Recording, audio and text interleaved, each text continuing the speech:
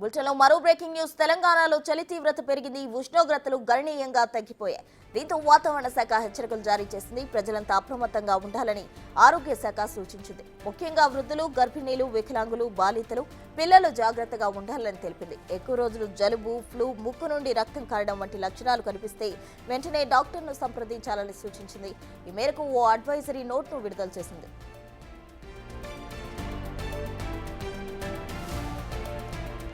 మరింత సమాచారం మా ప్రతినిధి అంజుమా అందిస్తారు. తెలంగాణ రాష్ట్ర వ్యాప్తంగా చలి పంజా విసురుతోంది. గత కొద్ది రోజులుగా క్రమేపీ చలి తీవ్రత అనేది పెరుగుతోంది. అయితే హైదరాబాద్తో పాటు తెలంగాణ రాష్ట్ర వ్యాప్తంగా ఏ జిల్లాలలో మనకు చలి తీవ్రత అధికంగా ఉంది అనేది తెలుసుకుందాము. ప్రస్తుతం మనం బేగంపేటలో ఉన్నటువంటి వాతావరణ శాఖ కేంద్రంలో ఉన్నాము. మనతో పాటు వాతావరణ శాఖ అధికారి ధర్మరాజు గారు ఉన్నారు. మిగతా విషయాలను ఆయన మాటల్లోనే అడిగి తెలుసుకుందాము. సార్ నమస్తే సార్. ఒక వారం క్రితం మనం మాట్లాడుకున్నాము. అప్పుడు చలి తీవ్రత చాలా తక్కువగా కొన్ని జిల్లాలలో అడపతడప మాత్రమే ఉంటుంది. కానీ ప్రస్తుతం చూస్తే చాలా ఎక్కువగా కూడా మనకు ఉదయం రాత్రి వేళల్లో అనిపిస్తోంది. సో ప్రస్తుతం ఏ విధంగా ఉంది అంటారు? ప్రస్తుతం కనుక తెలంగాణలో కనుక శీతాకాలంలో ఉన్నటువంటి ఉష్ణోగ్రతలు కనుక చూసుకున్నట్లయితే గత 2 రోజుల నుంచి కూడా చాలా చోట్ల ముఖ్యంగా చూసుకున్నట్లయితే ఉత్తర తెలంగాణ జిల్లాలకు ఈ చలి తీవ్రత అనేది క్రమేపీ పెరగడం అనేది చూస్తున్నాము. అలాగే దక్షిణ జిల్లాలకు స్వల్పంగా ఈ యొక్క కనిష్ట ఉష్ణోగ్రతలు అనేవి 1 నుంచి 2 డిగ్రీల వరకు ఫాల్ అనేది కూడా కనిపిస్తుంది. అలాగే గరిష్ట ఉష్ణోగ్రతలు కనుక చూసుకున్నట్లయితే 2 చోట్ల ఖమ్మంలో గరిష్ట ఉష్ణోగ్రతలు 2 డిగ్రీలు సాధారణం కంటే అధికంగా పెరగడం, అట్లాగే చూసుకున్నట్లయితే నిజామాబాద్లో కూడా ఈ యొక్క గరిష్ట ఉష్ణోగ్రతలు అనేవి పెరుగుతున్నాయి. అండ్ చాలా చోట్ల కూడా ఈ యొక్క గరిష్ట ఉష్ణోగ్రతలు కూడా ఫాల్ అనేది సాధారణం కంటే తక్కువగానే కొంచెం తగ్గినట్టు కూడా కనిపిస్తుంది.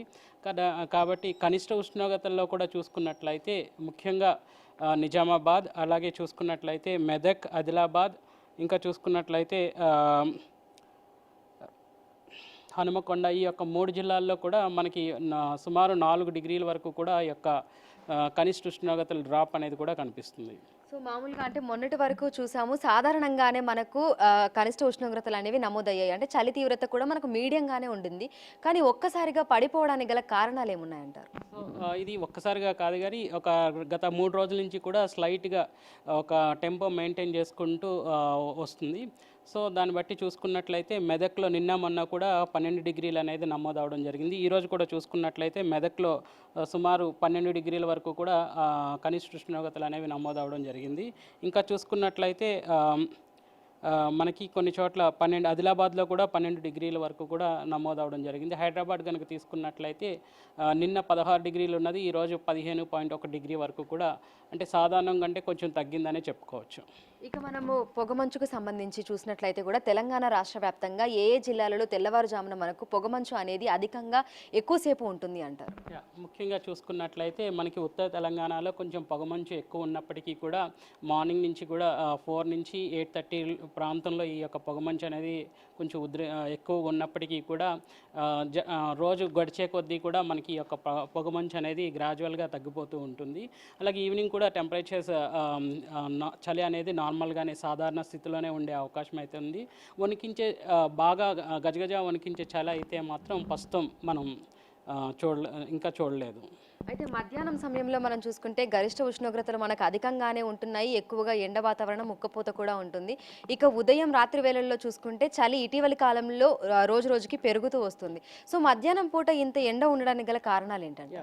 ప్రస్తుతం కనుక చూసుకున్నట్లయితే మనం గాలిలో ఇన్ జనరల్గా చూసుకున్నట్లయితే సహజ వాయువుల యొక్క వినియోగం అనేది ఎక్కువ మనం ఉపయోగించడం వల్ల న్యాచురల్గా దొరికేటువంటి ఆయిల్స్ కానీ, బొగ్గు కానీ, ఇంకా చూసుకున్నట్లయితే మనం ఉపయోగించేటువంటి ఆయా గ్యాసెస్ ఈ యొక్క పొల్యూషన్ లెవెల్స్ అనేవి కూడా ఎప్పుడైతే ఎక్కువ అవుతున్నాయో అప్పుడు భూమి ఉపరితలం అనేది ఈ యొక్క ఉష్ణోగ్రతల తీవ్రత అనేది కూడా అధికంగా ఉండడం వల్ల పగటిపూట ఉష్ణోగ్రతలు అనేవి సాధారణం కంటే కొంచెం ఎక్కువగా నమోదయ్యే అవకాశాలు అవుతున్నాయి. ప్రస్తుతం కనుక చూసుకున్నట్లయితే 4-5 జిల్లాలు మినహా తక్మా జిల్లాలన్నీ కూడా సాధారణం కంటే కొంచెం ఫాల్ అనేది కనిపిస్తున్నప్పటికీ కూడా ఈ యొక్క టెంపరేచర్స్ అనేవి ప్రస్తుతం నార్మల్గానే ఉన్నాయని చెప్పుకోవచ్చు. సో తెలంగాణ రాష్ట్ర వ్యాప్తానికి వర్ష సూచన అనేది ఏ విధంగా ఉంది? రానున్న రోజుల్లో మనం వర్షాలను ఏమైనా ఎక్స్పెక్ట్ చేయొచ్చు అంటారా?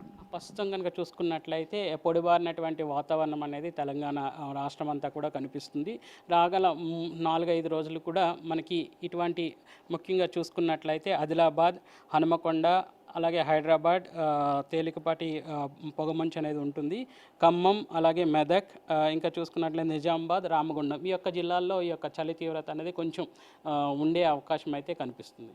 సో ఈ చలికాలంలో చూసుకుంటే మనకు ఓవరాల్గా తెలంగాణ రాష్ట్రం మీద దీని ప్రభావం అనేది ఏ విధంగా ఉండొచ్చు అంటారు? చలి తీవ్రత మామూలు కంటే కొంచెం తక్కువ ఉంటుందా, లేదంటే ఇంకా పడిపోయే అవకాశాలు ఏమైనా ఉన్నాయంటారా? చలి తీవ్రత అనేది సాధారణంగా పర్టికులర్గా చూసుకున్నట్లయితే ఈ యొక్క దక్షిణ జిల్లాలో ఉన్నటువంటి తెలంగాణలో మాత్రం సాధారణ చలి తీవ్రత అనేది ఉంటుంది. ఈ యొక్క ఉత్తర జిల్లాల్లో కొంచెం చలి తీవ్రత ఎక్కువ ఉన్నప్పటికీ కూడా ఈ ఉండే 4-5 రోజులు కొంచెం ఈ యొక్క కనిష్ట ఉష్ణోగ్రతలు డ్రాప్ అనేది కనిపిస్తుంది. తర్వాత గ్రాడ్యువల్గా ఈ యొక్క ఉష్ణోగ్రతలు అనేవి సాధారణంగానే నమోదయ్యే అవకాశాలు అయితే ఎక్కువ కనిపిస్తున్నాయి. Thank you sir. సో ప్రస్తుతం మనం చూసినట్లయితే కూడా ఇటీవలి కాలంలో మనకు రోజు రోజుకి చలి తీవ్రత అనేది పెరుగుతూ వస్తుంది. హైదరాబాద్తో పాటు తెలంగాణ రాష్ట్ర వ్యాప్తంగా పలు జిల్లాలలో కూడా కనిష్ట ఉష్ణోగ్రతలు ఉండాల్సిన దానికన్నా తగ్గుముఖం పట్టాయి. దీనివల్ల తెల్లవారుజామున మనకు పొగమంచు కూడా అధికంగా ఉంటుంది.